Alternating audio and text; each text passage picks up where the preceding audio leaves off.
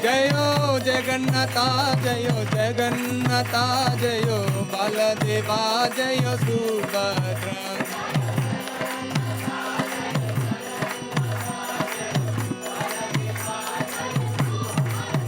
Jayo Gauranita, Jayo Gauranita, Jayo Gauranita, Jayo Gauranita.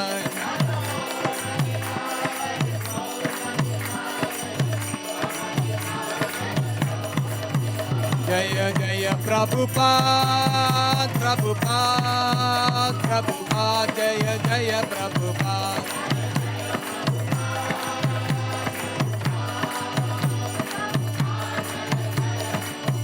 Jaya Jaya Prabhupada, Prabhupada, Prabhupada, Jaya Jaya Prabhupada.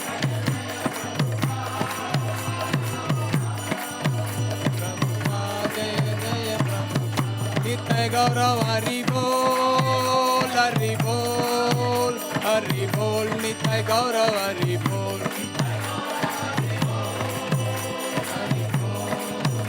Hari Bol, Nitai Gaurav Hari Bol.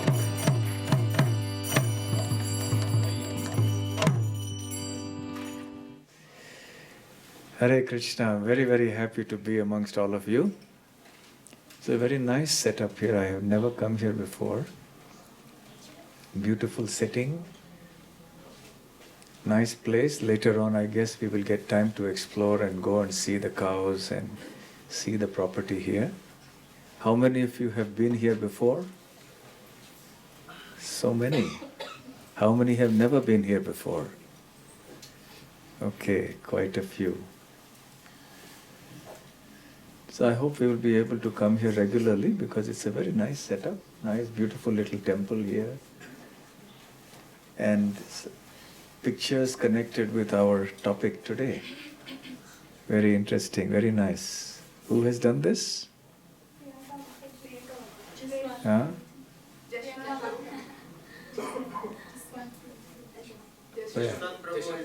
Okay, very nice. Perfect. All the pictures.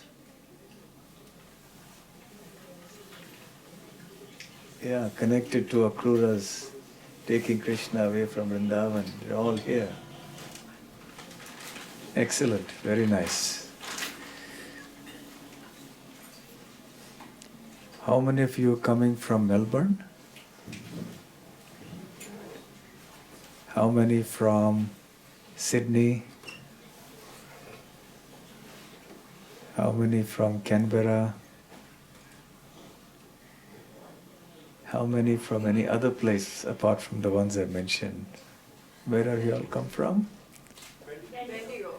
Bendigo. Okay, Bendigo is, 1 hour from Melbourne, is it? So, yes. How many of you reached last night? Oh, so many. And rest of you came in the morning today, yes? How many of you are staying till the completion, till the end? Okay, almost all. I think many are coming just for a short while, or they're coming in the day and going back, right? Some are doing that, but it'll be a long ride. Hare Krishna.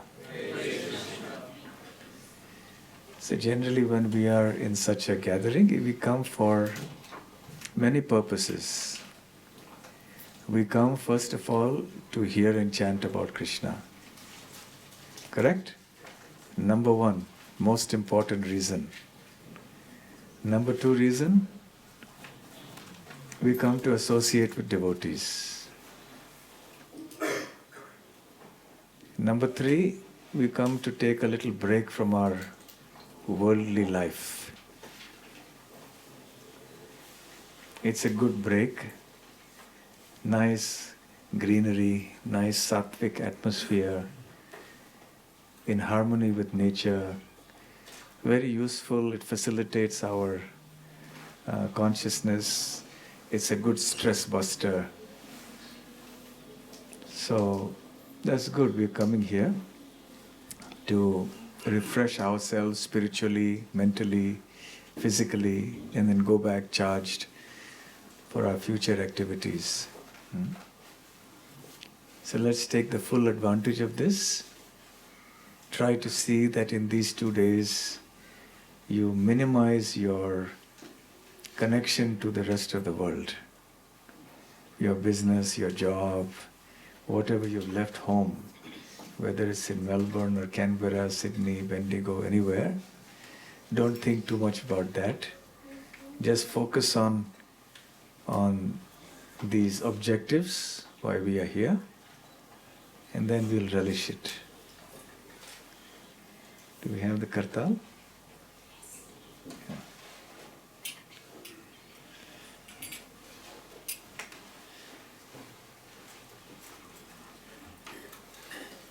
All of you are properly accommodated? Yes.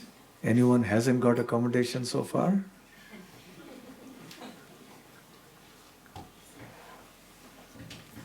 We have enough for how many devotees? Accommodation facility? Around 90. There's facility for 90. But what about those who are beyond 90? Some of them are going back Melbourne and coming tomorrow morning. I see. They just come in the morning and go in the evening. Hare Krishna, Yogeshwara Vrinda. Hare Krishna. Thank you. Hare Krishna.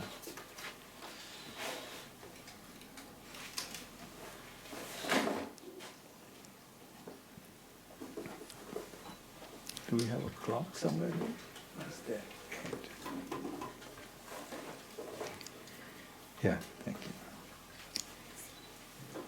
you. Jaya Radha Madhava Kunja Bihari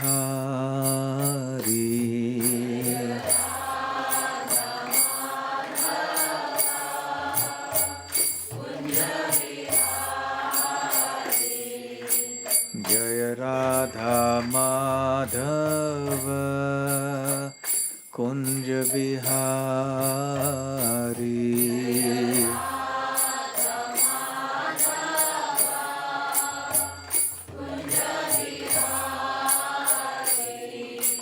Jaya Gopi Jana Vallabha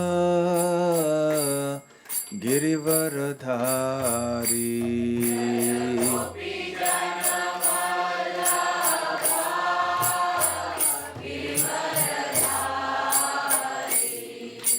Jaya Gopi Jana Vallabha Girivaradhari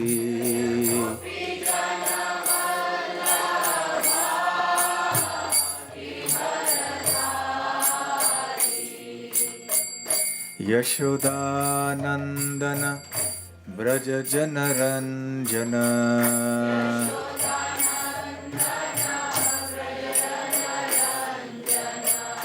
Yashodanandana Braja Janaranjana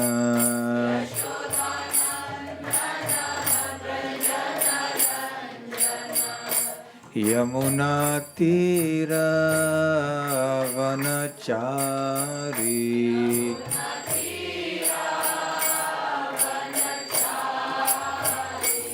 Yamuna Tira Vanachari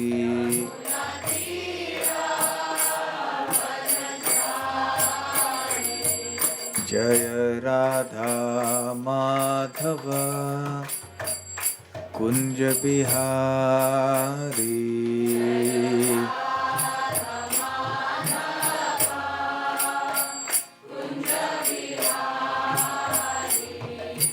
Jaya Shri Krishna Chaitanya Prabhu Nityananda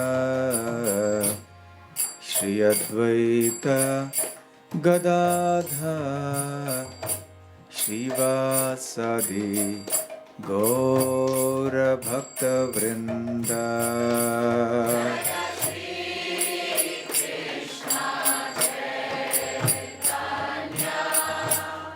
Prabhu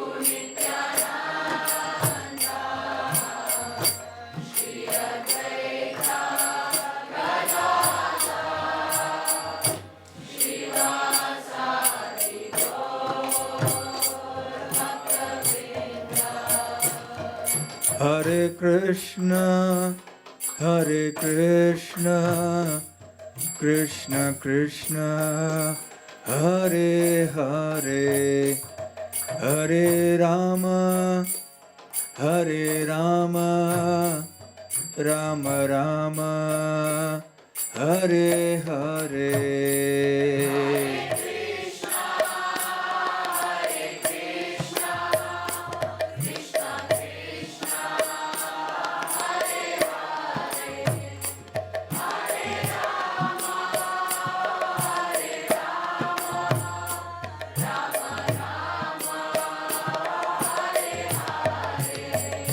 Hare Krishna, Hare Krishna, Krishna Krishna, Hare Hare, Hare Rama, Hare Rama, Rama Rama, Hare Hare.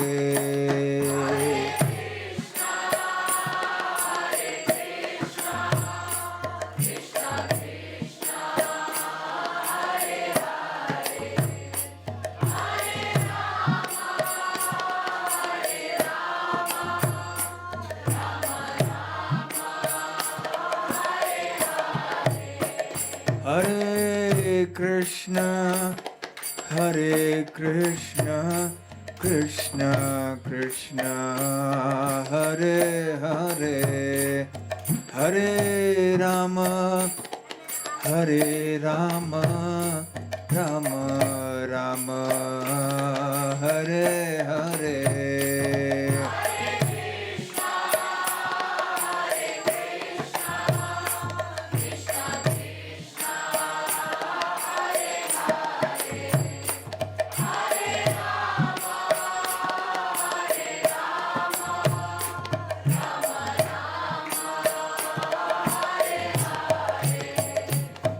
Jaya Radha Vallabha, Radha Vallabha Radhe.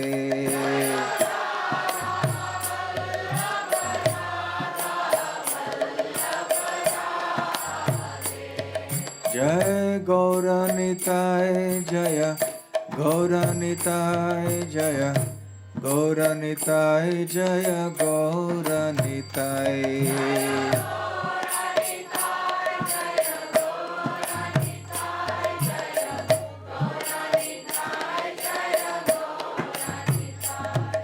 Jai Jagannatha Jaya, Jagannatha Bal, Jai Baladeva Jaya Subhadra.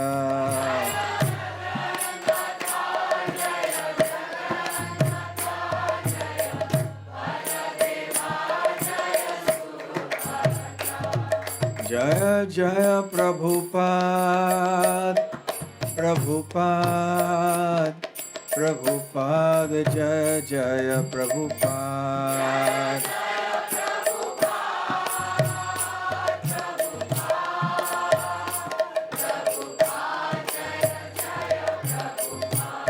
Nitai Gaura Hari Bol, Hari Bol, Hari Bol, Nitai Gaura Hari Bol.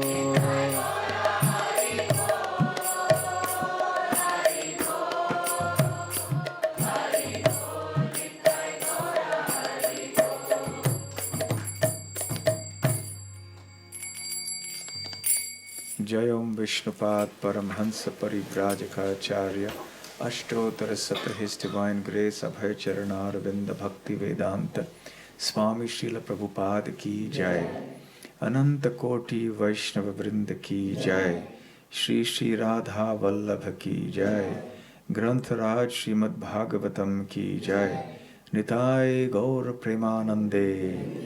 All glories to the assembled devotees. All glories to the assembled devotees. All glories to the assembled devotees. All glories, all glories, all glories to Shri Guru and Gauranga.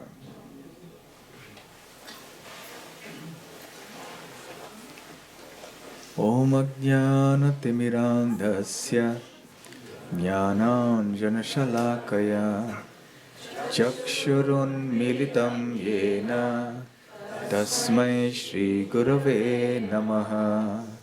Shri Chaitanya Manobhishtam Sthapitam Yena Bhutale Swayam Rupa Kadamahyam Dadati Swapadantikam.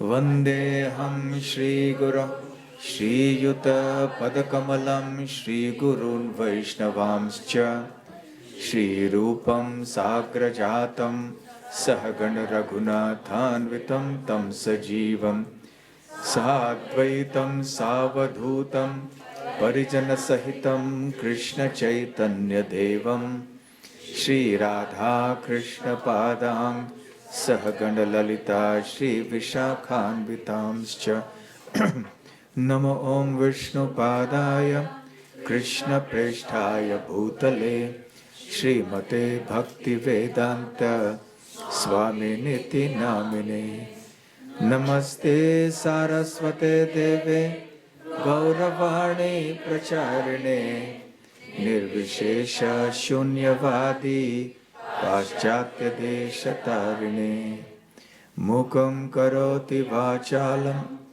Pangum Langhayate Girim Yat Kripatamaham Vande Shri Gurun Dinataranam Vancha Kalpatarubhyascha Kripa Sindhobhya Evacha Patitanam Pavanebhyo Vaishnavebhyo Namo Namaha. Namo Mahavadanyaya Krishna Prema Pradayate Krishnaya Krishna Chaitanya Namane Gaurattushe Namaha. Panchatattvatmakam Krishnam Bhaktarupa Swarupakam Bhaktavataram Bhaktakhyam Namami Bhaktashaktikam. Aradhyo Bhagavan Vrajeshatanayas Tadhama Vrindavanam Ramya Kachidupasana Vrajavadhu Vargenaya Kalpita. Śrīmad Bhāgavatam Pramanamamalam Prema Pumartho Mahan. Shri Chaitanya Mahaprabhormatamidam Tatra Dara Naparaha. He Krishna Karuna Sindho Dīnabandho Jagatpate Gopesha Gopika Kanta Radha Kanta Namostute Tapta Kanchana Gaurangi Radhe Vrindavaneshwari Vrishabhanu Sute Devi Pranamami Hari Priye. Jai Shri Krishna Chaitanya Prabhu Nityananda Shri Advaita Gadadhar Shivasadi Gaura Bhakta Vrinda. Hare Krishna Krishna Krishna Hare Hare Hare Rama Rama Rama Hare Hare. Hare Krishna.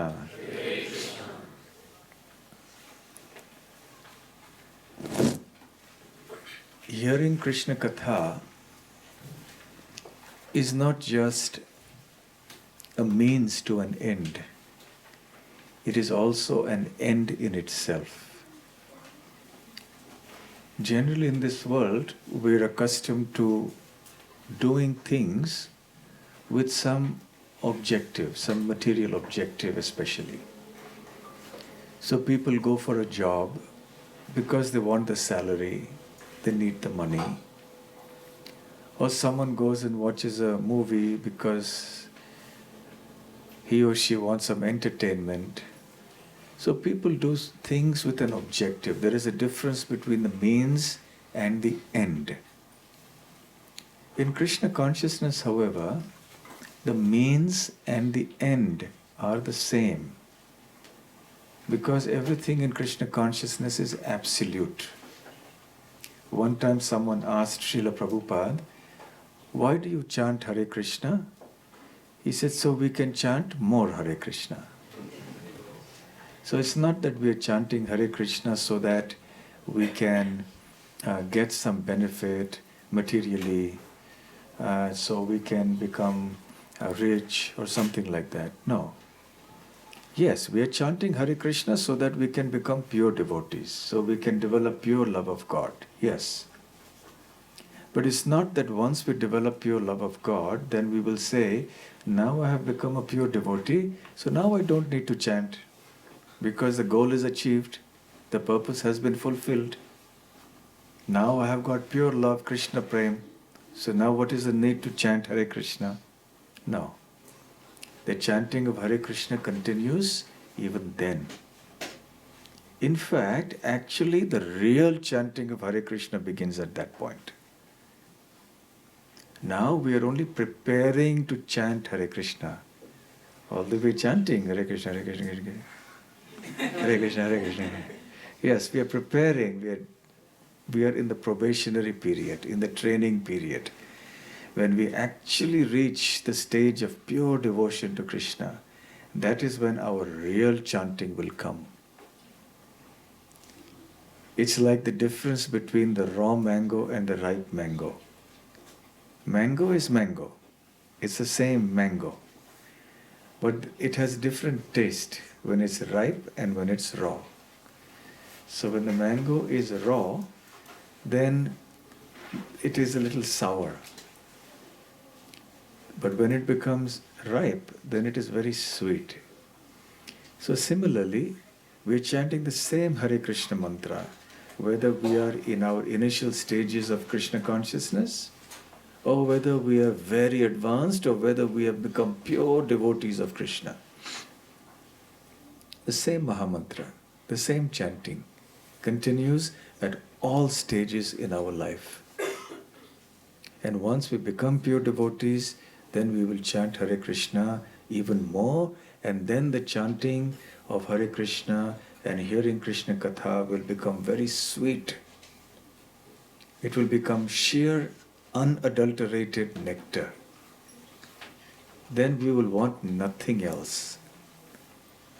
In the early stages of our Krishna consciousness, when we have not reached that level of maturity, we have not developed that kind of taste in hearing and chanting about Krishna, we reach a certain threshold and we say, okay, I can't chant beyond this, now it's enough. Or I can't hear enough more than this 1 hour lecture. Oh, that's fine, now I want a break. Then I'll come back, maybe another session of hearing, then go. So because we have these material bodies, there is hunger, the back aches, the knees start paining, or simply the mind gives us trouble. So we can't tolerate Krishna Katha or Krishna Nam for more than a certain period. But nevertheless, we do that. So it's the means. So we don't use it as a stepping stone that I'll chant Hare Krishna now. When I attain pure love, I'll give it up. No, we continue the process, but it becomes sweeter and sweeter and sweeter and sweeter. Unendingly so. When somebody joins a medical college, the objective that the student has is to become a doctor. So the student starts studying medical science and studies.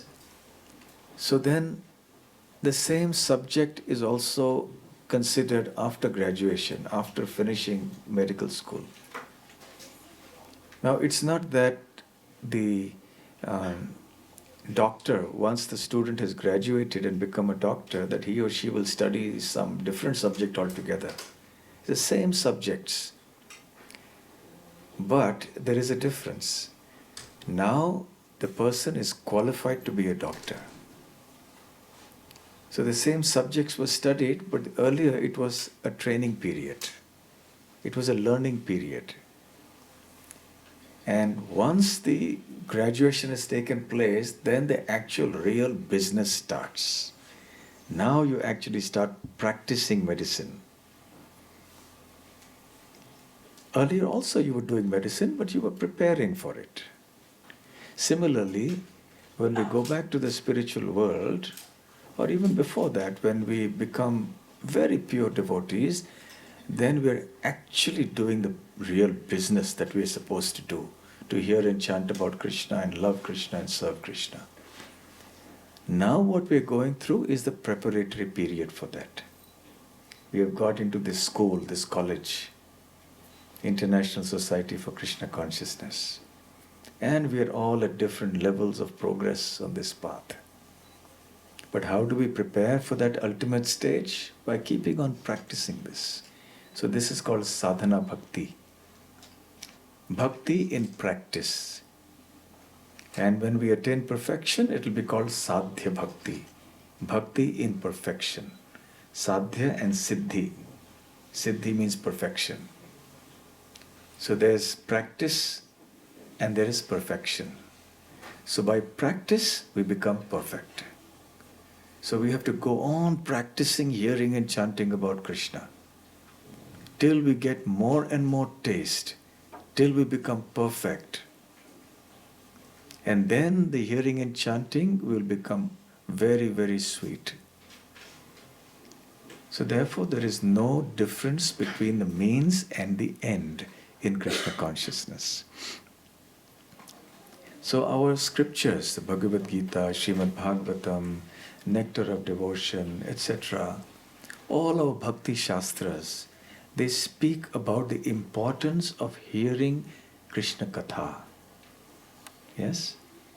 How many of you like to memorize verses from the scripture? It's a good hobby. So I would recommend others also try to memorize. And if you have children, certainly you should make them memorize. But also try to memorize yourself. It's a very good hobby. Transcendental hobby, which will keep your mind focused on Krishna.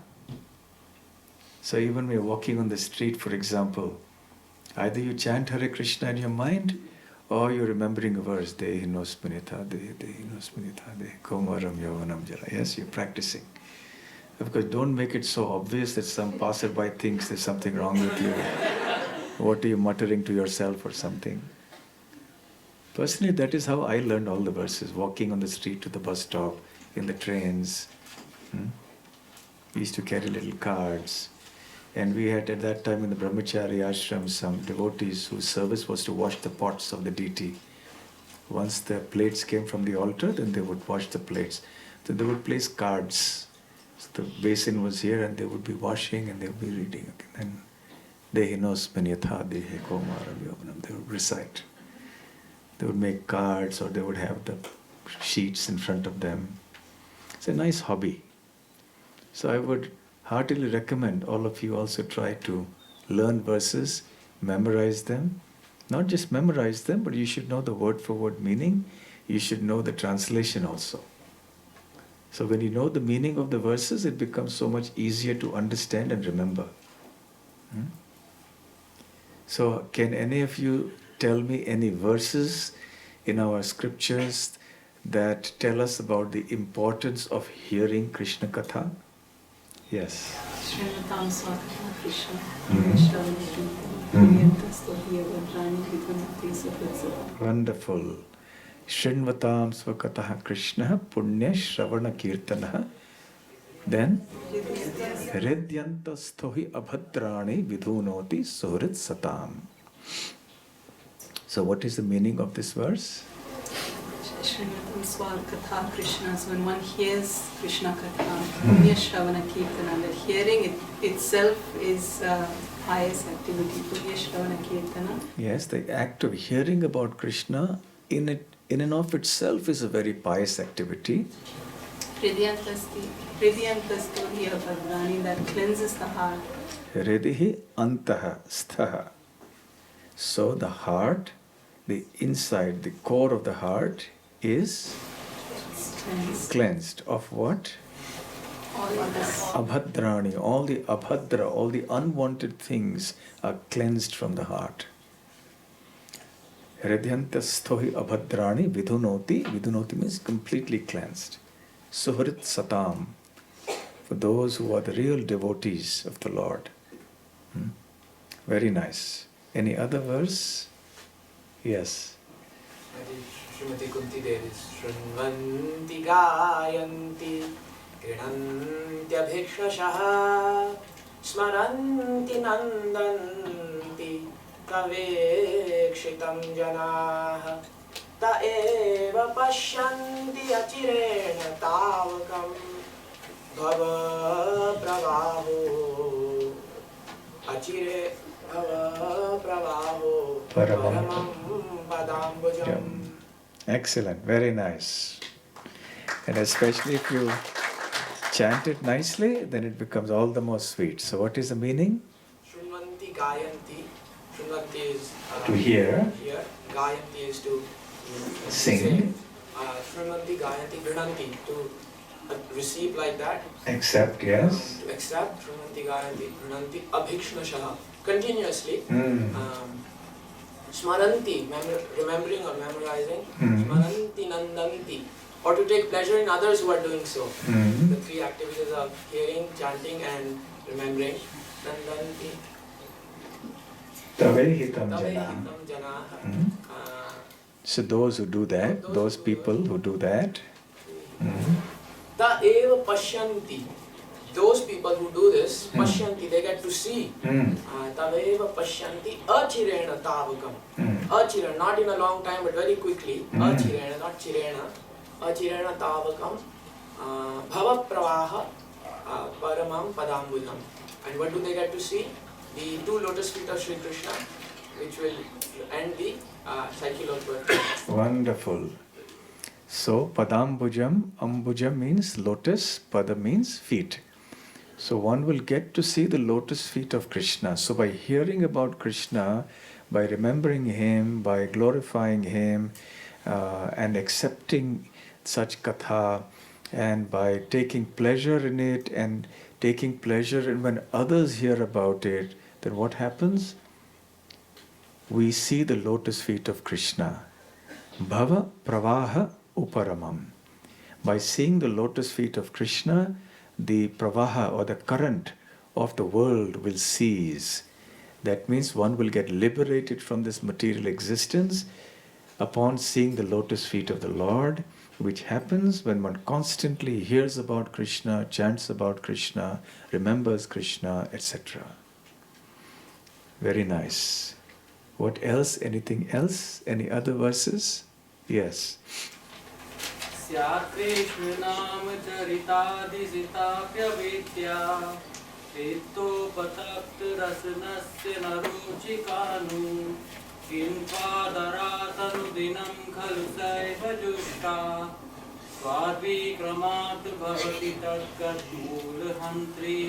Very nice. So, can you explain the verse? So, Prabhuji, Maharaj, I can't explain word to word, but I know that so when we are diseased, like in Jaundice, we can't even know the taste of. You say the line to line and you. So, Syat. Syat. Krishna Nam Charit Adi. So this is simple enough. Syat Krishna Nama Charita. Coming from Krishna's name, pastimes, character, etc., etc. Yes? Sitapi is sweet. And Avidya. So because of the Avidya, even the sweet names and Charitra and pastimes of Krishna, Pittopatapta Rasanasya Narochika. Pitta means bitter. Bitter. Pittopatap means jaundice. Pittopatapta Rasanasya tongue. Na rochika. Rochika means we can't get the taste. Kintu adara. So, however, if we respectfully, anudinam, every day, regularly, khalu saiva jushta, if we keep taking Krishna name, swadvi kramat bhavati tatkatpura. So we get the taste. Even our diseased tongue can start getting the taste of the name. Very nice. So you've explained it. Very nice. So this is a very important verse from the Nectar of Instruction, and Prabhupada has mentioned this very many times. In the conditioned state of material life, we are like a patient with jaundice. In the condition of jaundice, when the bile has become very strong, there is a liver malfunction, then we are not able to taste the sweetness of some sweet item of food. So even sugarcane juice, which is sweet, it tastes bitter. So the problem is not with the sugarcane juice. The problem is with our tongue, with our body, that we are not able to taste the sweetness. But what is the remedy for jaundice? Sugarcane juice. Any of you have had jaundice in the past, any time? One. Anyone? 2, 3. Did you take sugarcane juice? Well, it's supposed to be a very natural remedy. So you take sugarcane juice, it appears bitter. It tastes bitter in the beginning. But you have to keep on taking sugarcane juice regularly. Then the jaundice gets cured. And as the jaundice gets cured progressively, then you start tasting the sweetness of the sugarcane juice. The sweetness of the sugarcane juice has not changed. But our capacity to taste that sweetness is now gradually coming back to normal. So similarly, in the conditioned state of life, we don't have the taste for hearing about Krishna, chanting his names, etc. But as we keep on hearing and chanting about Krishna, then what happens? That resistance to Krishna name, Krishna Nam and Krishna Katha, that goes down. Now it doesn't seem boring, it doesn't seem like a test of our patience and tolerance and how we have to go through. It is very easy. We develop natural taste for it. So then when we start chanting, or we start hearing, or we start speaking about Krishna, it is very naturally delicious. Now we start tasting. So Prabhupada gives this analogy many times.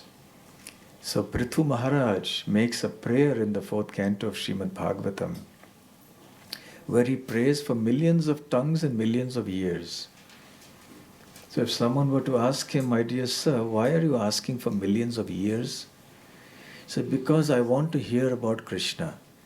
But aren't 2 years enough? He said, yes, 2 years are enough. But because Krishna Katha is so nice, I want many, many more years. So all those years can be filled with Krishna Katha. And what's more, he says, I want my years to be present everywhere, wherever Krishna Katha is going on in the spiritual world, in the material world. Because there are devotees gathered in so many different places. And they're all speaking about Krishna, so I want to hear that. So therefore I need millions of years. But my dear sir, what you're asking or what you're desiring is impossible. Don't you understand that? Yes, I do, but I still desire it. So Prithu Maharaj is asking for so many years. It would be a good idea if people in the world had that. It said we have 2 ears and 1 mouth. So we are meant to hear twice more than what we speak. But generally the opposite happens. We speak and speak and speak, but we hear very little. So yes, this is also a very nice verse. One final verse, anyone else wants to say? Yes. Sushrishoshadhadanasya Vasudeva Katharuchi Sayan Mahat Sevaya Vipra Punya Tirtha Nisevana. Very nice. Can you explain it? So I'll start with the third line. Sayan Mahat Sevaya Vipra. Syam Mahat Sevaya. So by seva, the emphasis is on seva, by saving the pure devotees, one gains Katha Ruchi, Vasudeva Katha Ruchi, Krishna Katha Ruchi taste. One gains the affinity to hear Krishna Katha. Excellent. So this is a verse from the Śrīmad Bhāgavatam that explains a shortcut. Nowadays we all want shortcuts, isn't it? So this is a shortcut to develop taste for hearing about Krishna. Mahat Sevaya. By serving great devotees, we get Vasudeva Katha Ruchi. Ruchi means a taste. Vasudeva is Krishna. So one gets a taste for hearing about Krishna when we serve great devotees. Wonderful. So the Śrīmad Bhāgavatam is full of verses that explain the importance of hearing about Krishna. Just sitting and hearing. Bas. If we are able to do that, if we have developed taste for doing that, we are guaranteed to go back home, back to Godhead. And of course, we must try to ensure and practice that we don't fall asleep, that we are still alert, that our mind doesn't wander too much. Yes? Because these are austerities of the body, austerities of the mind. Austerity of speech, to keep quiet. Not easy. Austerity of the mind means to when the mind wanders, bring it back. Don't let the mind go into the sleep mode. And body, because the body gets a little trouble sitting for 1 hour, 2 hours. And we'll conclude with one final verse.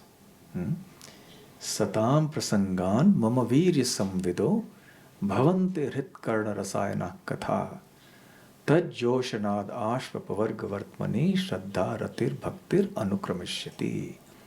Very nice verse spoken by Kapila, Lord Kapila in the 3rd canto of Śrīmad Bhāgavatam.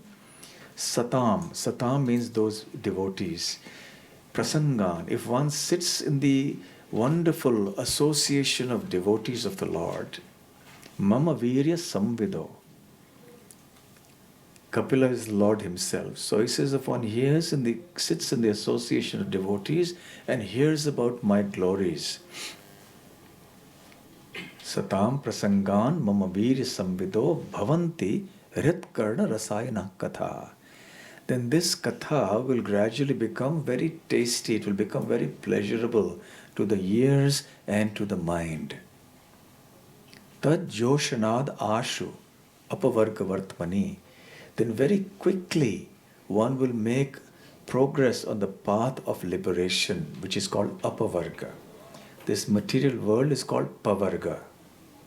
And the state of liberation is called apavarga. Anyone knows why this material world is called pavarga? Yes? This is in the Alphabets. in the lipi, there is a pa, ma. So the pa is for parishram, represents hard Why work. varga, pavarga? Varga means the category. Yes.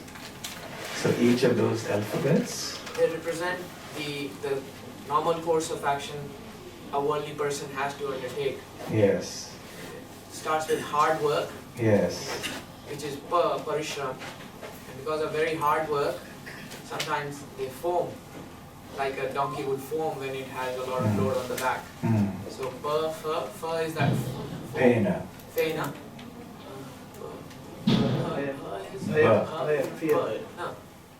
pavarga. How many of you know the Devanagari script?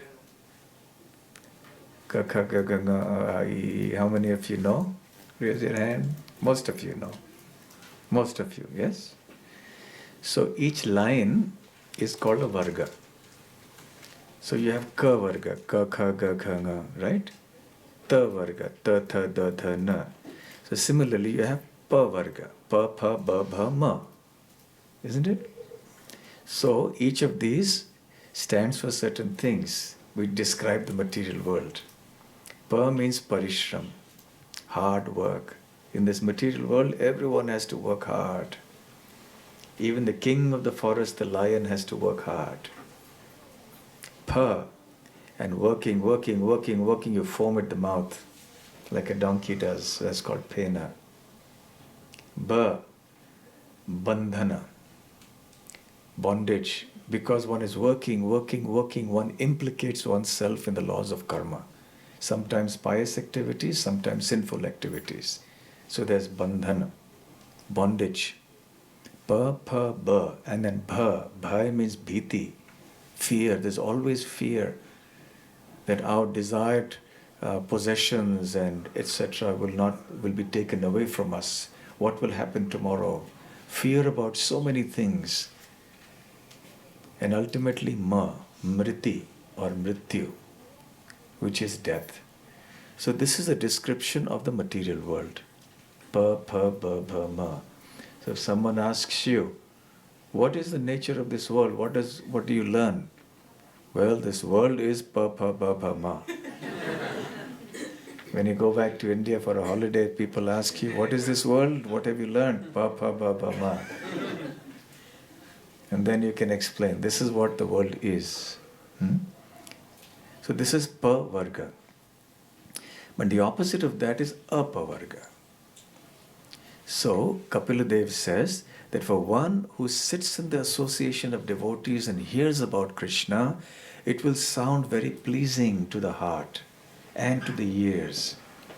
And then very quickly one will make advancement on the path of apavarga.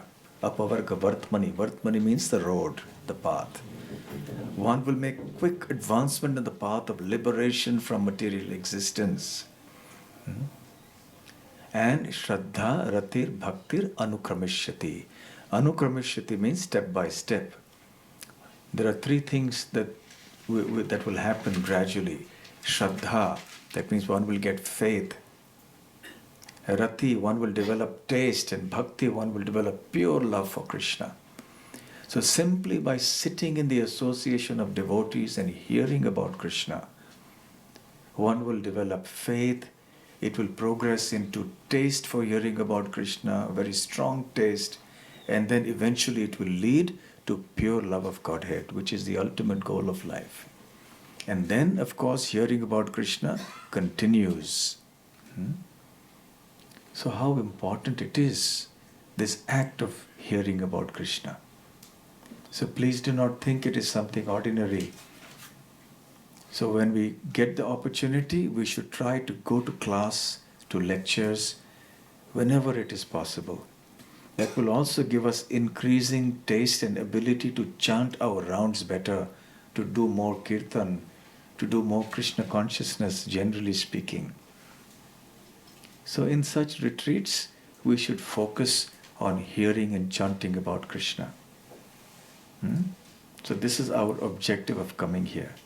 Because when we are leading our daily lives, we are so caught up with so many things. Our morning starts with a hustle bustle. We have to finish as many rounds as possible. Cook, we have to clean, we have to eat and rush off to our school or college or work. Or we have so many other things to do. We are caught up with all sorts of worldly people. Then we come back, we are tired. Again, we have to eat, finish our rounds if anything remaining. So now here for these 2 days, we just focus on the Krishna conscious aspect of our life. So that is the reason we have chosen this pure Krishna conscious topic straight from the Bhagavatam. Yes, sometimes for the sake of preaching, we have all these other topics which are very smartly worded, very witty topics, etc., to make it appealing to people. But that is generally for the sake of preaching to new people. As devotees, we need not be attracted by smartly worded topics. So many smart words we can put together and make something. But as devotees, we should just worry about plain Krishna Katha, just hearing from the Bhagavatam. Simply hearing Krishna's pastimes and the elaboration of that and the philosophy of the Bhagavatam, that itself is very spiritually nourishing for us. So we should try to do that.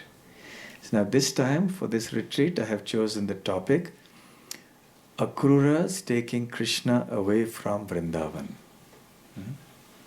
In one sense, it's not a very pleasant topic, because Brajabasis didn't like Krishna to be taken away from Vrindavan. Akrura was very unpopular.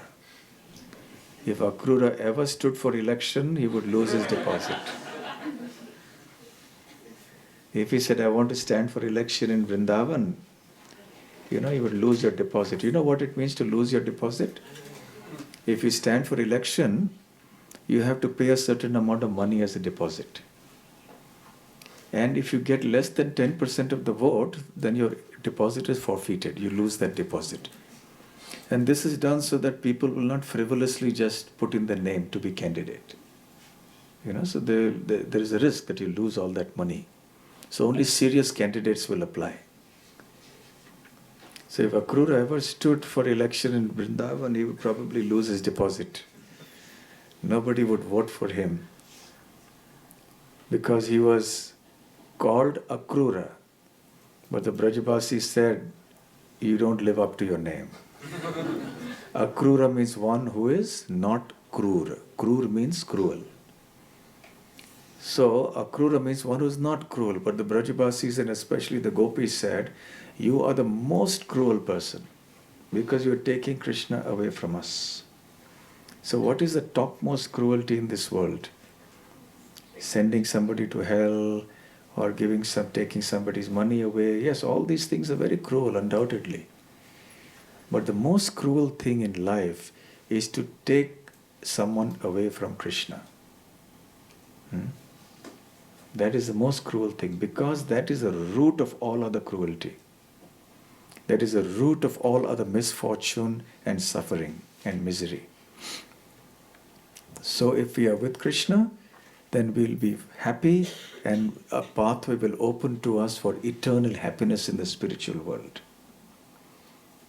And Krishna loves to be in Vrindavan because Vrindavan is Krishna's home. Vaikuntha is a little official place and the material world is completely official.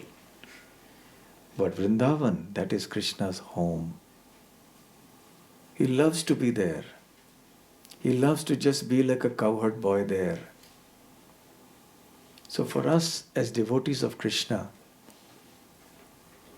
loving Krishna in the mood of Vrindavan, and more particularly as followers of Chaitanya Mahaprabhu, learning about Vrindavan is so important. Learning about Krishna in Vrindavan. So why are we talking about Akrura taking Krishna away from Vrindavan? Because in this pastime we will learn about the glories of Vrindavan. We will learn about the glories of the residents of Vrindavan. Why is it that Krishna was so attached to Vrindavan and the devotees there, that even when he was in Dwarka, he would wake up shouting the names of the Brajabasis. In his sleep, he would chant Radharani's name or the names of his cowherd boyfriends like Subal, etc., Sridhama, Madhumangal. He would chant. And the queens on Dwarka would wonder, what has happened? We are giving Krishna everything possible, all sorts of luxuries, comforts. We are serving him with completely pure devotion. We are leaving no stone unturned to see that Krishna is perfectly satisfied in every respect. But still, he is not fully satisfied in Dwarka. He is always remembering Vrindavan. Even in the middle of the night, he wakes up from his sleep and he starts talking about Vrindavan. So they could not understand the glories of Vrindavan. This is how dear the Vrindavan and the devotees of Vrindavan are to Krishna. That he remembers even afterwards when he leaves. So by Krishna's leaving Vrindavan, we actually understand how glorious and how great is Vrindavan. That Krishna also becomes so nostalgic, he cannot forget Vrindavan. And by hearing about and seeing the reactions of the residents of Vrindavan at the impending departure of Krishna and their reactions after Krishna had left, then we understand why Krishna considered them so great. And as followers of Sri Chaitanya Mahaprabhu, this mood is very important for us. Because Chaitanya Mahaprabhu has taught us that this is the state of consciousness we should aspire to be. The same state that Uddhava saw when he came to Vrindavan from Mathura. When Krishna left Vrindavan and came to Mathura, some time after that, he told Uddhava, his dear cousin and friend, go back to Vrindavan and pacify my dear devotees, Brajabasis, because they are distraught with grief at my absence. They are feeling immense separation from me, and so am I feeling from them. So you please go and pacify them. So Uddhava went, and when he went, he saw something that was completely out of this world. It was a big learning lesson for Uddhava, who is considered the greatest and best devotee in Mathura and Dwarka. But even he was completely astonished when he saw the kind of devotion that the Brajabasis and particularly the Gopis had in Vrindavan for Krishna. So by seeing this pastime of Krishna leaving Vrindavan, apparently leaving Vrindavan, and we'll come to the significance of this word apparently later, we will realize so much about Vrindavan and the glories of the devotees there. And of course, it's there in the Śrīmad Bhāgavatam. So we should study every pastime, every verse that is there in the Śrīmad Bhāgavatam. So this topic of Krishna taking, Akrura taking Krishna away from Vrindavan comes in text, actually it begins in text in chapter 36, where there is a brief reference to that. When Kamsa calls Akrura and tells him to go to Vrindavan to bring Krishna. After that brief episode, it starts with 38, 39, 40, and some part of 41. So about 3.5 chapters, roughly, will speak about this pastime, including the preparation for it, and then what happens after reaching Mathura. So this is the 10th canto of the Śrīmad Bhāgavatam. So what I will do now is I'll give a little background to this particular pastime. Now we all know that Krishna was born in Mathura, and immediately after his birth he was transferred to Vrindavan, to Gokul actually. And he lived there. And then Nanda Maharaj went from Gokul to Vrindavan, from Vrindavan to Nandagram eventually. And from Nandagram it was that he left for Mathura. So in these early years, before his departure, Krishna performed pastimes at various locations, in his various age groups. As a child, he relished the Vatsalya Ras, the mellow of love between the child and the parents, Nanda Maharaj and Mother Yashoda. And he stole butter, he crawled, he performed much mischief. He also killed Putana, he killed Shakatasura, he felled the gigantic Yamalarjuna trees, etc. So he did all these pastimes and relished the Vatsalya Ras. As the Pauganda Ras approached, then he started relishing the Sakhya Ras, friendship with his friends, the cowherd boys. He performed pastimes like lifting the Govardhan hill, etc. And then time passed and he came to his Kaishora age, the age of adolescence. In the age of adolescence, he now started relishing the Madhurya Ras. He did the Ras Leela with the gopis, which is mentioned in chapters 29 to 33. 5 chapters. It's called the Rasa Panchadhyaya. Panch means 5, Adhyaya means chapters. So in these 5 chapters, there is description of the Ras Leela and the events preceding that. Then in chapter 34, we have the pastime of Nanda Maharaj getting saved by Krishna and Shankachuda being killed. The 35th chapter is the famous chapter also, which is the Gopi Geet, when he goes into the forest and the gopis sing the song in separation from him. And then 36 is killing of Arishtasura. All of you know about the pastime of Arishtasura because that is behind the formation of Radha Kund and Shama Kund. How many of you have been to Radha Kund, Shama Kund? Almost everyone. So that is considered one of the most holy places for us. Yes? And that happened because of this pastime of Krishna killing Arishtasura. So after that, now we come to the 36th chapter, and I'll briefly talk about a few incidents from that, and then we'll come back to chapter 38. So as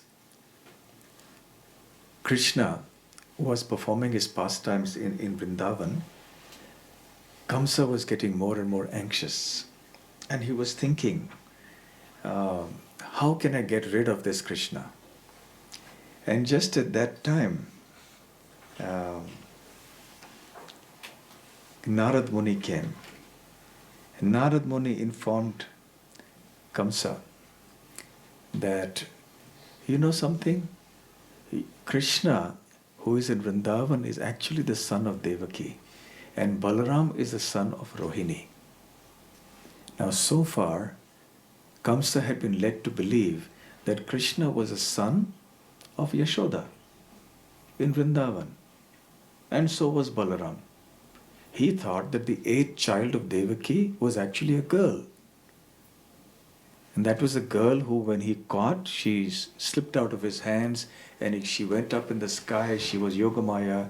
And then she admonished Kamsa and said, the one who will kill you has already appeared elsewhere. So he thought that the 8th child of Devaki was a girl. As per the prophecy, it had been foretold at the time just before the wedding of Devaki and Vasudeva, that the 8th child of Devaki would kill. Yes, they can come in. Please come in. You can come in. Yeah, please come. So there was a prophecy that the 8th child of Devaki would kill Krishna, or would kill Kamsa. So Kamsa had been always worried about that, but then he was a little on the, his heart calmed a little bit because the 8th child of Devaki was a daughter, not a son. But now Narad Muni comes and tells him that you have been deceived. Actually, don't you know, the 8th child of Devaki was actually a boy, and it was Krishna. And it's the same Krishna who has now been transferred to Vrindavan and is living with Mother Yashoda. And you think he's the son of Mother Yashoda, but actually he's the son of Devaki. And he will be the cause of your death. Now, Kamsa was infuriated. He became very angry. And he immediately wanted to go and kill Vasudeva. But then Narad Muni restrained him. He said, you know, what's the point in killing Vasudeva? Because the person who's going to kill you is Vasudeva's son, Krishna. There's no point in killing Vasudeva. And in any case, if you kill Vasudeva and Devaki, these two boys, Krishna and Balaram, they may flee. They may run away out of fear. And then your chance to kill them will be lost. So don't kill Vasudeva. So Kamsa was pacified. Now the question arises, why does Narad Muni do all these things? Yes? He went and instigated Kamsa. Even at the time when all the 6 children were born, the first child was born to Devaki when she was imprisoned. She was in the prison of Kamsa in Mathura. As soon as the first child was born, very dutifully, honestly, to keep his word, Vasudeva took the first child and went and handed him over to Kamsa. And Kamsa was so touched, even though he was demoniac in nature, but even when a demon comes in contact with a saintly person, sometimes his heart melts.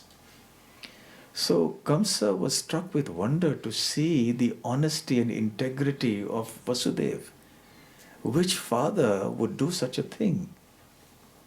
To give their firstborn child to be killed to somebody else, just to keep his word.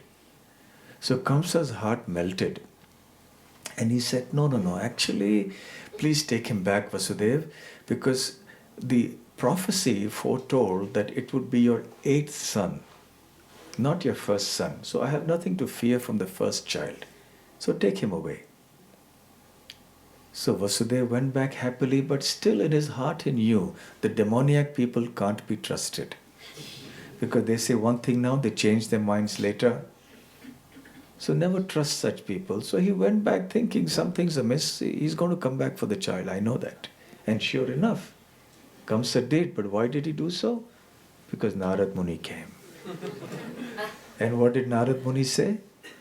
Narad Muni got alarmed that Kamsa is behaving like a devotee, is behaving like a compassionate person. All the plans of the demigods will be spoilt if Kamsa's heart changes like this.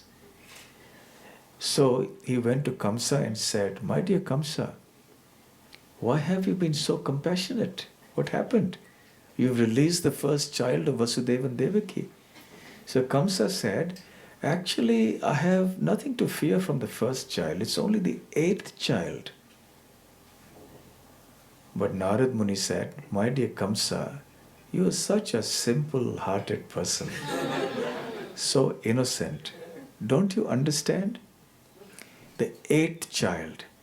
So Devaki and Vasudeva will have 8 children. 8. So it depends where you count. 1, 2, 3, 4 or 1, 2, 3, 4. So depending on which direction you count from, which is the first and which is the 8th. So the eldest one, if you count him as the first, then the youngest one will be the 8th. But if you count from the last one, then the firstborn is the 8th. So Kamsa, oh really? I didn't think of it like that. So then he got provoked and he started killing all the children. We think, why did Narad Muni have to do such a thing? Yes? Because he was killed. That was the cause of these 6 children being killed. But there's a reason behind it. These children were anyway cursed to take birth here on earth. And as soon as they died, they would go back to their heavenly abodes. So Narad Muni was facilitating their return to their original abodes in the heavenly planets. And also actually Narad Muni was facilitating the advent of Krishna. He wanted to make sure that Krishna would advent ASAP. Still, it would have to wait for 8 years. So Narad Muni, being an exalted, pure devotee of the Lord, an associate of the Lord, the traveling transcendental spaceman, he apparently does these things which appear to persons unacquainted with the glories of devotional service to be just some political thing or diplomatic thing or something very cunning, etc. But Narad Muni is perfectly pure.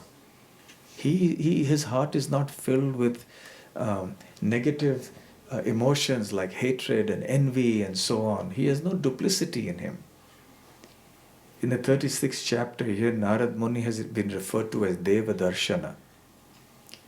Deva Darshan means many things. One whose darshan or vision is divine or transcendental. It also means one who is capable of having darshan of Deva or the Supreme Lord. Or another meaning is one by looking at whom one gets the same benefit as by looking at the Lord. Deva Darshan. So he's such an exalted personality. So he can't do anything that is full of duplicity, etc. So he always acts to fulfill the desires of the Lord. And therefore he does such things. But because ordinary people don't know about the glories of Narad Muni, so they portray him as some kind of a mischief monger, which is actually very offensive. Narad Muni is such a great devotee. So even in this case, where he comes and tells Kamsa, don't you know who Krishna is? Krishna is the 8th son of Devaki. And you've been thinking all along that he's the son of Yashoda. Even Balaram is the son of Devaki. And together these 2 brothers are going to be the cause of your death. So, when Narad Muni was acting like this, was he doing some injustice to Devaki and Vasudeva? By spilling the beans, by telling the truth about what had happened? No. Because actually, he would hasten the killing of Kamsa. And thus he would do a great favor to Devaki and Vasudeva. Because Kamsa was always torturing Devaki and Vasudeva. He had imprisoned them and so on. So because of telling them about Krishna, Kamsa would try to kill Krishna and he himself would get killed. So then because of Kamsa being killed, that would be a great relief for them. And also, of course, because of this reason, now Kamsa would make a plan to invite Krishna to come to Mathura. And therefore Devaki and Vasudeva would get a chance to actually have the personal association of Krishna. So actually Narad Muni was doing a great favor to Vasudeva and Devaki. He was not speaking against them. Now we all know that Krishna was transferred from Mathura to Vrindavan immediately upon his birth. So Devaki and Vasudeva could never enjoy the childhood pastimes of Krishna. Yashoda and Nanda Maharaj in Vrindavan could do that. They were more fortunate. So now by Narad Muni's action, Vasudeva and Devaki would get the association of Krishna after 10 or 11 years. Because Krishna was roughly 10.5 years, a little over that, when he moved from Vrindavan to Mathura, when Akrura came to get him. So therefore we see that Narad Muni did not act against the interests of Vasudeva and Devaki. Rather, he actually did them a favor by informing Kamsa of the truth of Krishna's parentage. So then, did Narad Muni perform some injustice towards Kamsa by telling him that? No. Because, number one, by Kamsa's acting in this way, inimically against Krishna, Krishna would kill him. And by being killed by Krishna, he would be actually delivered from material existence. So Kamsa would also go back to the spiritual world. So therefore Narad Muni was doing Kamsa a favor also by telling him this news. And by Kamsa being killed, he was terminating the chain of offenses that Kamsa was committing. Because Kamsa was constantly offending Krishna, speaking ill about him, making plans against him to harm Krishna. So now this offensive mentality would stop. So this was also a great favor. So by speaking about Krishna like this, did Narad Muni do disservice to Krishna? No, he didn't. Why not? Because he knew it was Krishna's desire to move from Vrindavan to Mathura. Krishna had work to do. Krishna had already made a promise that he would descend here into this material world and he would establish religion, the principles of religion, etc., etc. He would kill the demons, save the devotees. So there were a lot of devotees who had to be saved, who were outside of Vrindavan. There were a lot of demons who had to be killed, who were outside of Vrindavan. There was dharma to be established also outside of Vrindavan. So Krishna had work to do. He had other pastimes to perform in other places, in Mathura, in Dwarka, in Kurukshetra, in Hastinapur, and many other places. So Narad Muni basically facilitated that.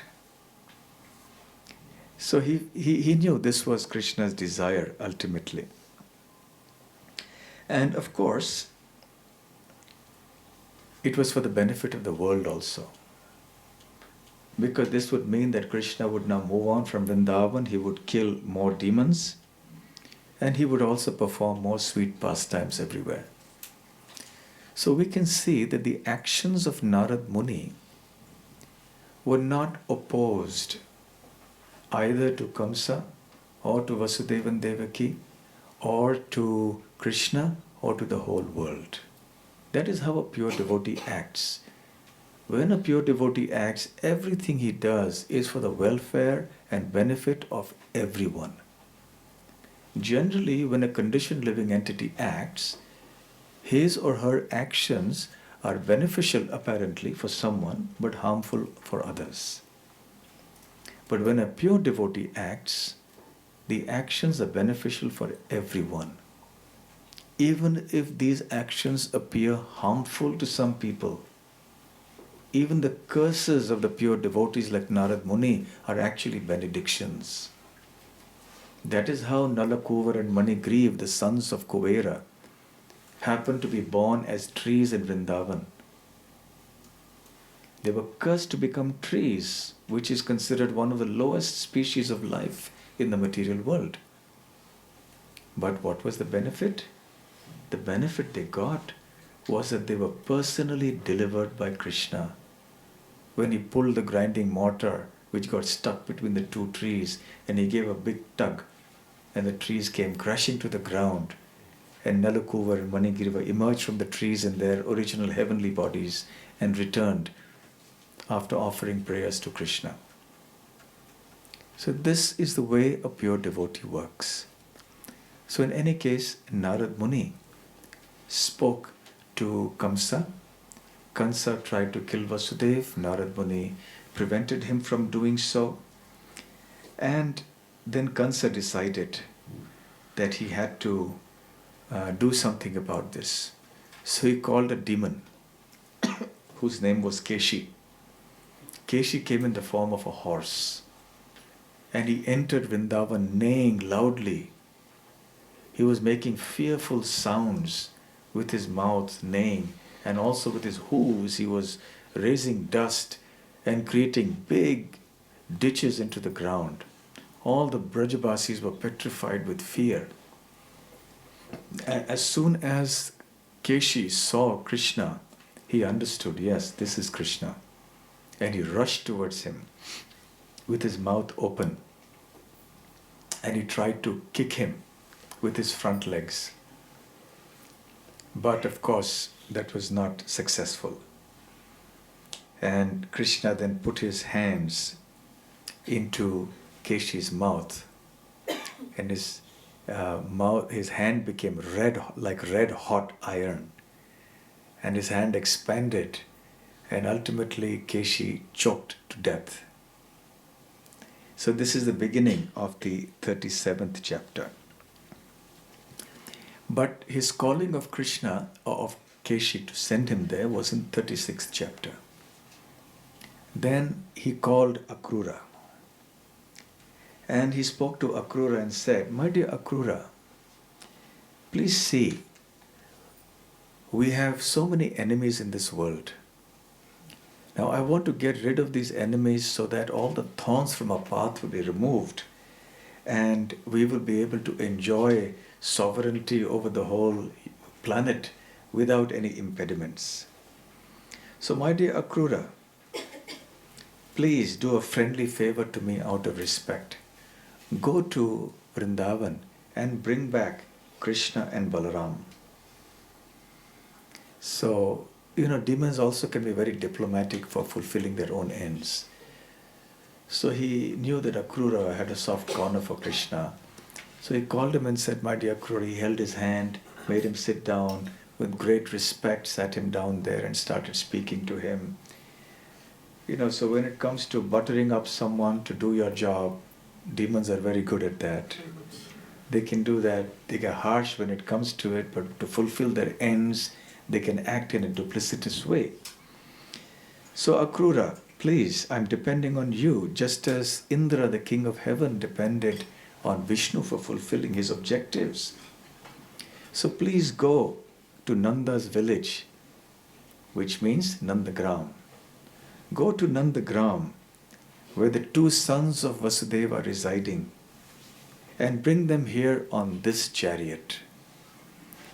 So Srila Vishwanath Chakravarti Thakur mentions that when he's talking about this chariot, he is referring to a splendid new chariot that Kamsa had prepared for Akrura. Probably Kamsa felt that if I give this new chariot, brand new chariot to Kamsa, he may feel inspired to ride it. If someone comes and gives you a brand new car of a very good make, then naturally you feel so happy. So, I want to drive this car. But of course, Akrura was not tempted by these reasons. Akrura knew that I can't take a second-hand chariot to bring Krishna. I can't take a chariot that has been used by Kamsa and then now use it for Krishna's service. I can't give Kamsa's prasad to Krishna.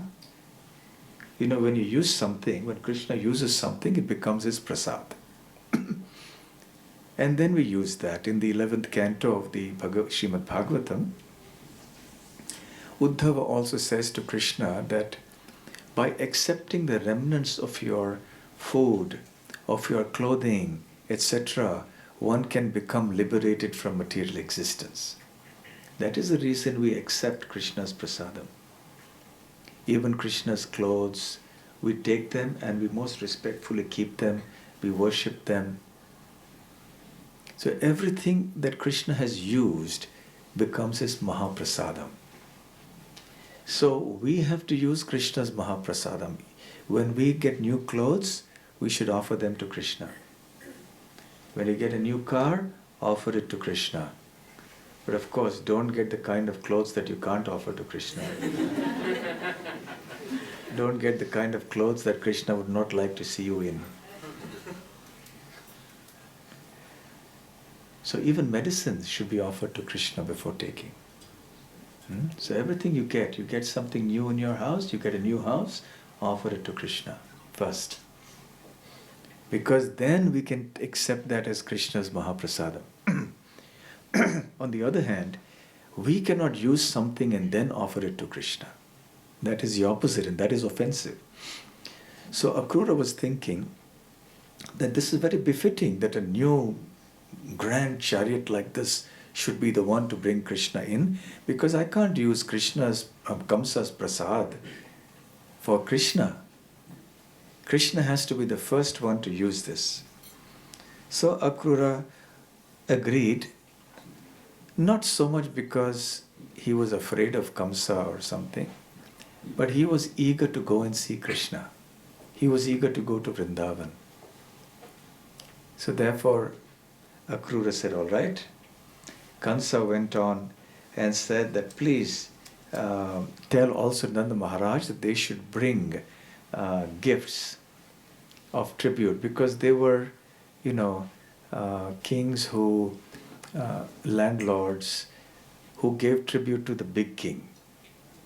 How was the world governed in the Vedic days? There was one Vishwa Samrat who was the emperor of the world. Now this emperor had many kings below him. These kings had their little kingdoms. And these kings would pay tax or royalty to the main king for protection. If they didn't, then the emperor would come and conquer them. And the other smaller kings were also afforded protection from the invasions from other kings. Just like you have nowadays NATO and all that, yes? Pact of protection. So therefore there was one emperor in the world who would, be the one to rule the entire planet. So in this way here, Nanda Maharaj was to bring gifts of tribute to Kamsa. And then he revealed his plan. Kamsa said, when you bring Krishna and Balaram here, on the pretext of a bow sacrifice called the Dhanur Yagya, then I will have him killed by an elephant, a wild elephant whose name is Kuvalaya Pida. And if somehow he survives, then he will come here to this wrestling arena where my champion wrestlers like Chanur and Mushtik, etc., will have a wrestling competition with Krishna and Balaram. And of course, they will easily defeat them and kill them. And then all the thorns in our path will be destroyed, because I will kill my father Ugrasena. I will kill his brother Devaka, the father of Devaki. I will kill all the members of the Yadu dynasty, the Bhojas, etc., so that there will be no further impediments on my path. I will strike partnership with several others who are favorable to me, like Jarasandha. Jarasandha was Kamsa's father-in-law. So he had these plans in his mind. So then he said, please, my dear friend Akrura, go ahead and bring Krishna and Balaram. So Akrura was only looking forward to this. He understood that Kamsa is a very demoniac person. And demonic persons think like this always. In the Bhagavad Gita also Krishna says, Dvau bhuta sargo lokesmin daiva asura evacha. That there are two types of persons in this world. One are those who are demoniac, asura, and those who are divine, daiva. These two classes of people have forever existed in this world. If one becomes a divine person, then one is eligible for liberation. If one becomes a demoniac person, then one becomes bound in the cycle of birth and death. Daivi sampada vimokshaya nibandhaya asura mata. So in the Bhagavad Gita, Krishna says, one who has the divine nature becomes liberated from material existence.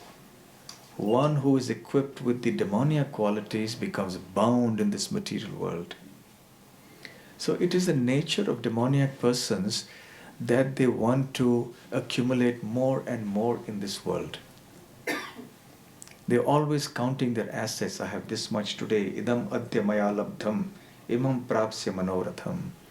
I have so much today, and I'll make plans so that tomorrow I have this much more. I will accumulate more and more and more, and then I will be happy. Ishvaroham aham bhogi. Then I will become the Lord of all I survey. I will enjoy everything. Siddhoham balavan sukhi. I'll become perfect. I'll become very strong. I'll become very happy. And then I'll destroy all my enemies. This is the way a demoniac person thinks and plans. And Kamsa was the archetypical demon, the textbook case of a demon. You want to study all the demoniac traits, you will find it in some people. So you see, personalities like Hiranyakashipu and Kamsa, Shishupal, they're very important for us to study also. You know why? You may say, well, why should we study demoniac people? As devotees, we should study only the lives of great devotees. Why should we study the nature and personality and activities of demoniac people? And the answer is that we will know what we should not do.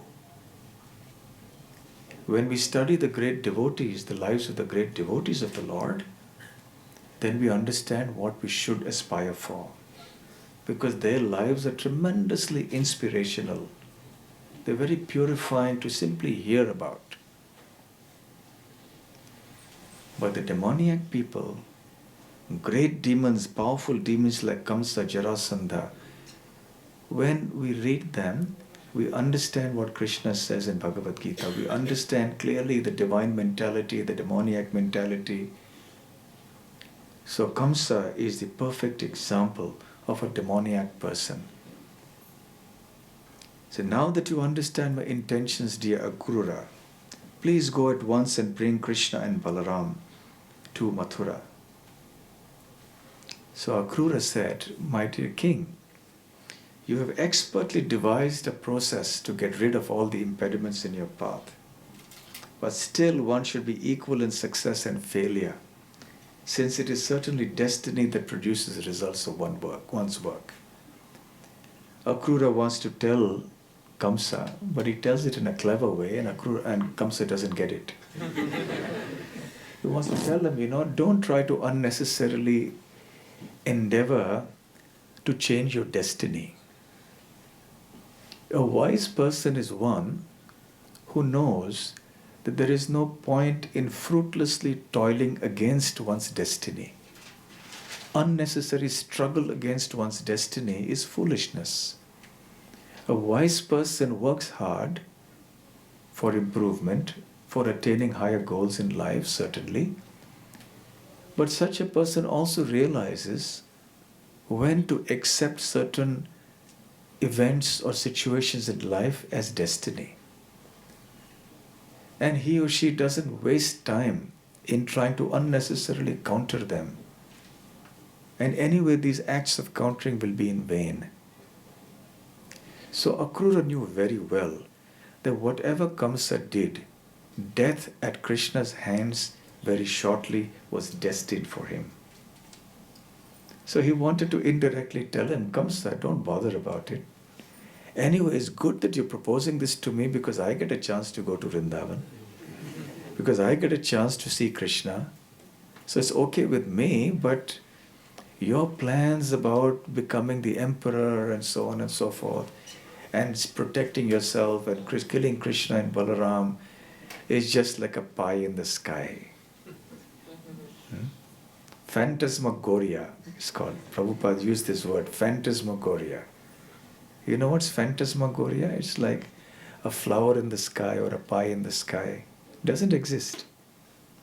Do you have a pie in the sky? Or can you see a flower in the sky? Or a castle in the sky? It's just an illusion. So Kamsa's conviction that he would kill Krishna and Balaram and all the others who favored Krishna and Balaram, including his own father, and then he would become the Lord of all he surveyed, was just one big illusion. Kamsa was a big, powerful tyrant and a demon. And today we don't find big demons like him, we find small demons. But Kamsa and his tribe have many disciples now.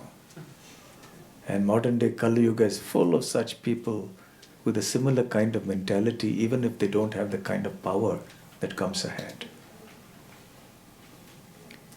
So Akrura went on to tell him that an ordinary person is determined to act on his desires even when fate prevents fulfillment. An ordinary person means a foolish person.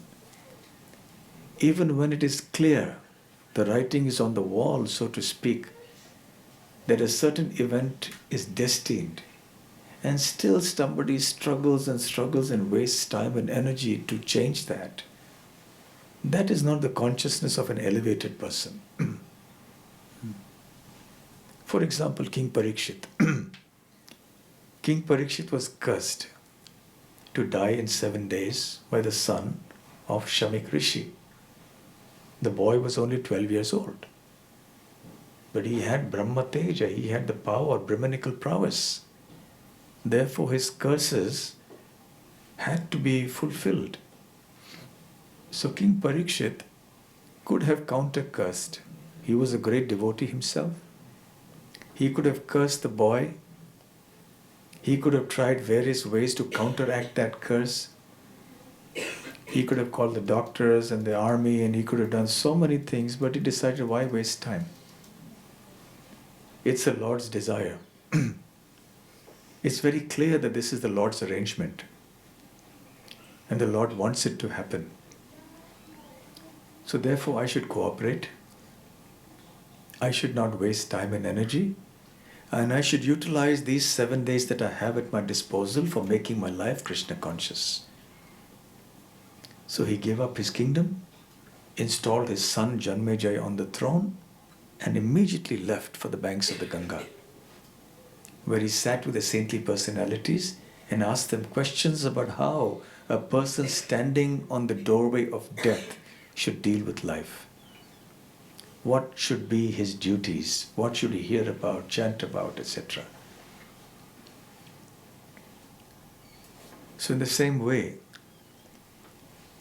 Akrura was trying to tell Kamsa that he should be like this. He should be like a person who understands the futility of struggling against destiny, against fate. Ordinary people do that, and therefore they experience sometimes happiness and sometimes distress. But you're not an ordinary person, O Kamsa. This is not becoming of you. Akrura wanted to tell him that. It may appear that superficially he was encouraging Kamsa, but actually he was telling him the truth. The hidden meaning was something different. He was telling him, actually your plan is not fit to execute, but anyway I will carry it out because you are the king and I'm your subject and I'm supposed to follow the orders of the king. And of course, because I will get to see Krishna. So in this way, Akrura agreed. And then Akrura retired to his quarters. In the meanwhile, as the next chapter opens, Kamsa also called his ministers and told them to plan for a big sacrifice, a bow sacrifice, Dhanuryagya, He also told them to prepare for a big wrestling match. Just like today you have these football stadiums and cricket stadiums, right? Olympic stadiums, where the athletes compete on the ground in the middle, and then you have stands all around where people sit in large numbers. So Kansa asked for the erection of such a stadium. And he said, make it look very festive so that Krishna and Balram shouldn't get alarmed. They should not even suspect that there is some kind of a conspiracy here. So erect a nice stadium and spread the word that there will be a grand fire, there will be a sacrifice for the bull, and there will be a wrestling competition here. And go out and send your people into the neighboring villages so that all the people from the neighboring areas come in. So he wanted a packed stadium, a packed house, to witness what he thought would be the end of Krishna. But actually, it would be his own end. And then, after Keshi has been killed by Krishna, Keshi was the second last demon to be killed by Krishna in Vrindavan, at least as far as the Śrīmad Bhāgavatam is concerned. Then Narad Muni once again came to Krishna. Now what does Narad Muni want? So this time he fell at the feet of Krishna, offered his obeisances, said, my dear Lord, I know what you're going to do now. In only 2 days, the evil Kamsa will be killed at your hands. You will kill that intoxicated elephant Kuvalaya Pida. You will kill all the associates of Kamsa, the powerful wrestlers like Chanur, Mushtika, etc.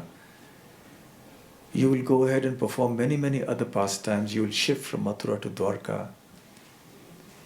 And he gave a summary of what pastimes Krishna would do henceforward. Because Narad Muni is also Trikalagya. Trikalagya means one who knows past, present and future. Tri means three, Kala means time, Gya means to know. So Trikalagya means one who knows all three phases of time, past, present and future. And generally it is only the Lord who understands this, who knows this. But sometimes great devotees like Narad Muni are also gifted with such powers. They can also understand to some degree about what's going to happen in the future. So Narad Muni glorified Krishna's pastimes and thanked him very deeply for that. And then after that, Kamsa sent one last attempt at killing Krishna. He sent a demon called Vyomasura. His name was Vyoma, and because he was a demon, Asura, so his name is Vyomasura. So the boys, cowherd boys in Vrindavan along with Krishna, were playing hide and seek. Probably everyone has played this game in childhood. So in this game, what happened was some boys disguised themselves as sheep. They were playing the role of sheep. Some were playing the role of thieves who would steal the sheep. And the remaining boys were playing as the owners of the sheep. So what would happen is that the thieves would come and steal the sheep and then hide them somewhere. And then the owners of the sheep would come running and they would try to find out where the sheep were and so on. This was the game they were playing, hide and seek. So this Vyomasura also came and disguised himself as one of the thieves. Very convenient for him. So then he kidnapped the boys one by one in the pretext of the game and he hid them in a cave and put a rock to cover the mouth of the cave. And he did that one by one, very quietly, so much so that there were only 4 or 5 cowherd boys left in the end. And then Krishna understood who this was and what he was trying to do. So immediately he caught him and strangulated him. And in this way, Krishna killed Vyomasura, the final demon to be killed in Vrindavan by Krishna. How many of you have been to Keshi Ghat in Vrindavan? Yes. So that's the place where Krishna killed the Keshi demon. So there are these pastime places in Vrindavan where Krishna has performed so many pastimes. So in any case, he killed Vyomasura, and that's the 37th chapter. And now begins the 38th chapter, which is titled the Akrura's Arrival in Vrindavan. In this chapter, we see how, following Krishna's instruction, Akrura goes from Mathura to Vrindavan to bring him. This chapter discusses the journey of Akrura. It discusses what he was meditating upon, something very interesting and important for us to hear about. And it also describes the arrival in Vrindavan and how he was welcomed by Krishna, Balaram and the other Brajavasis. So in this, Akrura is actually a very exceptional personality. He is an uncle of Krishna. And he is, Vishwanath Chakravarti Thakur says, in the Dasya Rasa, in the mood of servitude to Krishna. He is a son of another member of the Vrishni dynasty whose name is Shvapalka. And he has played a very important role in Krishna's pastime by bringing him from Mathura to Vrindavan. Vrindavan to Mathura, I beg your pardon. He also plays important roles in Dwarka. How many of you have read Krishna book? Yes, you've read the story of the Samantaka jewel. So Akrura has an important role to play in that pastime. A very controversial role though. But these are not ordinary personalities, so we should not look at them with ordinary vision. Akrura is considered a great devotee who perfected his life by prayer, vandanam. You know, Prahlad Maharaj in the Śrīmad Bhāgavatam speaks about 9 processes of bhakti. Shravanam, Kirtanam, Vishnu, Smaranam, Padasevanam, Archanam, Vandanam, Dasyam, Sakhyam, Atmanivedanam. Hearing about Krishna, speaking about Krishna, remembering Krishna, worshipping Krishna, serving his lotus feet, and also offering prayers to Krishna. That's called Vandanam. So Srila Rupa Goswami in the Nectar of Devotion says that one can attain perfection in Krishna consciousness by following even one of these 9 processes properly. He gives examples of great devotees who perfected their life just by accepting primarily one of these processes. For example, Shukadev Goswami attained perfection by speaking about Krishna, Parikshit Maharaj by hearing about Krishna, Prahlad Maharaj by remembering Krishna, Lakshmi Devi by serving the lotus feet of Krishna, Prithu Maharaj by worshipping Krishna. Similarly, it was Akrura who attained perfection of his life by offering wonderful prayers to Krishna. So we'll hear about these prayers also, not only now, but also later on the return journey. That's also when he offered many prayers. And because Akrura was chosen as an instrument to take Krishna away from Vrindavan, we can understand he was a very special person.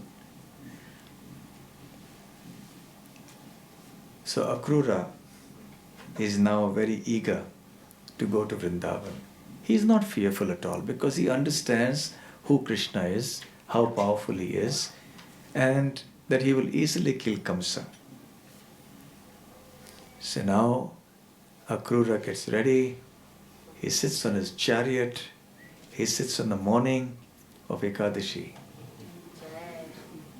and he departs for Mathura.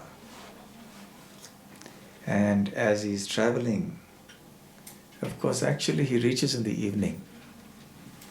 Srila Vishwanath Chakravarti Thakur says that on Ekadashi, Kamsa gave the order to Akrura. And Akrura started out not on Ekadashi but the next day, which is Dwadashi. And that was also the same day that Narada offered prayers to Krishna and spoke about his upcoming pastimes. In the afternoon, Vyomasura was killed. And in the evening, on that 12th day, Akrura reached Vrindavan. Now, how many of you have traveled from Vrindavan to Mathura or Mathura to Vrindavan? How long did it take you? 40 minutes, 1 hour. So how long has Akrura taken? He started out in the morning and he reached in the evening. And he wasn't walking. He was going on a chariot with horses. So it could go pretty fast. So why did Akrura start in the morning and only reach in the evening? Huh? He was stopping. He was stopping? Okay. Any other reason? Took a detour. Sorry? Took a detour, went from somewhere else. Detour why? Why? Thinking of Krishna. Thinking of Krishna. So what happened when he was thinking of Krishna? Lost his way. He lost his way. He didn't know what he was doing. He just knew he had to get to Vrindavan. But he was so ecstatic and so excited at the prospect of meeting Krishna in Vrindavan. He was completely absorbed in that meditation. And he was just constantly thinking of Krishna and what he would see when he reached Vrindavan and how Krishna would deal with him. He didn't realize where he was going. The horses were just moving around here, there. They went this way, they went that way, they went this way, they went back, they went in the other direction. Perhaps Akrura would realize, oh, where are they going? Make them back. So in this way, Akrura was going left and right and all over the place. In his transcendental emotion, he did not realize that actually he was taking a very long time to reach Mathura. But he was in no hurry. So he reached Vrindavan in the evening. So this is the reason why Akrura took so much time. He started out in the morning and reached in the evening. And along the way, as Akrura was traveling on the chariot, he was meditating upon Krishna. Very important form of meditation. And by discussing this, by hearing this, we will understand many points about how we should approach Vrindavan. What should be our consciousness? What should be our thoughts? What should be our attitude when we are about to enter Vrindavan? So do you want to know what that is? So you'll have to come back after lunch. When we start again, on time. If you come late, then you'll miss out on how you should go to Vrindavan. And we'll learn from Akrura. He has given us many points, at least 10 points that we should keep in mind when we are preparing to go to Vrindavan. Hare Krishna. Hare Krishna. So please keep in mind that whatever time is announced, please try to come at that time and participate in the program. Any questions, by the way? We have a few minutes, isn't it? Yes. Anyone has any questions? Yes. Hare Krishna. One point you said was that demon people are stuck in this world and divine people get liberated. Whereas Kamsa was liberated once he was killed. So how does that work? And another thing is... Yes, that is, we'll answer that one first. That is because he was fortunate enough to be killed by Krishna. Today's demons are not fortunate like that. Or any demon who is not killed by the Lord will have to degrade into lower species and eventually go into the lower planets, the hellish planets even. But because he was so fortunate to be killed by Krishna, so then he went back to the spiritual world. And then we also hear sometimes that nobody is Nitya Baddha in one sense.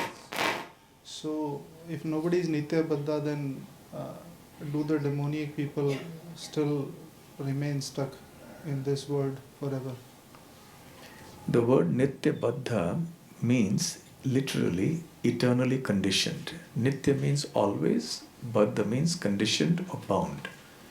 So literally Nitya Baddha means referring to the conditioned souls in the material world, those who are eternally bound. But the word eternally is not to be understood literally like that. The Acharyas explain that the word eternally or Nitya is used because it is so far back in time that the jiva descended into the material world that it is as good as saying eternal. It is many years ago, probably millions of creations ago, maybe longer than that. So that's the reason, because it is very difficult to find out the history of the jiva in the material world, the soul. So it is said eternal. And also, once the soul is liberated, then he doesn't remain Nitya Baddha anymore, doesn't remain Baddha or conditioned. Then that soul goes back to the spiritual world. So can we say even a demoniac person will get liberated at some stage? If he has the fortune of Because meeting a pure devotee, and that will come up to when we're discussing Akrura's prayers. We'll come to this point. Actually, everyone, it's only a matter of time. But the fact is that this time can extend into zillions of creations, not just millions of creations. So it is as good as eternal. When you talk of trillions and trillions of years into the future, what does it mean to us? It doesn't make any sense to us, isn't it? We can't really imagine such a time scale. So for us, it's as good as eternal. So which means there will be many jivas, many souls who will not get liberated for a long time. But then how does it work? Once we hear that it's like, facing backwards, like we have got our back towards Krishna. Mm-hmm. As soon as we turn face towards Krishna, then time doesn't exist there. So once we go there, that zillions of years are, they were not there in one way, isn't it? Yes, it's not that time doesn't exist in the spiritual world. Time does exist, but not in the way that it does in the material world. In the material world, time causes destruction. But in the spiritual world, it nourishes the rasa of Krishna's pastimes. Rasa means the mellow. So even though the living entities continue on in this world, they will move on and on and on, continuing with their materialistic lives, till some point in time when they may be fortunate enough to meet a devotee of the Lord. Then from that time on, their destiny changes. Once they have met the devotee even once, then that will lead to another meeting. The whole process may take many lives. Okay? Thank you, Hare. Any other questions? Yes. One question there. One last question. Don't want to keep you all hungry, because a hungry person is an angry person. We want everyone to be cheerful and not angry. Hare Krishna Maharaj. My question is a bit similar to the last one, and I've been confused about it for a long time. So Lord Krishna says in many places in the Bhagavad Gita, like Mamupetya Punarjanma Dukhalayam Ashashvatam, and that once we become devotees, pure devotees of Lord Krishna, then we will not come back to the material world. Prabhupada also used to say that we are originally Krishna conscious entities, but somehow or the other we have fallen in this material world. And then we hear the story of Jay and Vijay, who were actually must have been so pure devotees that they were personally the gatekeepers of of Lord Krishna, Vishnu. And then, so my doubt is this, that once somebody is such a pure devotee, how can they commit such a sin? And the second doubt is that, they committed a sin towards the Chatushkumaras, but yes, they did it, but they were pure devotees, and the Lord looks after his pure devotees. So how did they fall on this earth and they became such big demons? So my confusion is this, that they were in the spiritual world already, so they were at the destination which we are aspiring for in a way. Yes. But you see, such fall downs as happened for Jay and Vijay are special cases where these devotees come to the material world specifically with the arrangement of Krishna. Krishna has a mission for them. He has a job for them to do. So the whole pastime of the four Kumaras cursing Jay and Vijay is actually an arrangement of the Lord.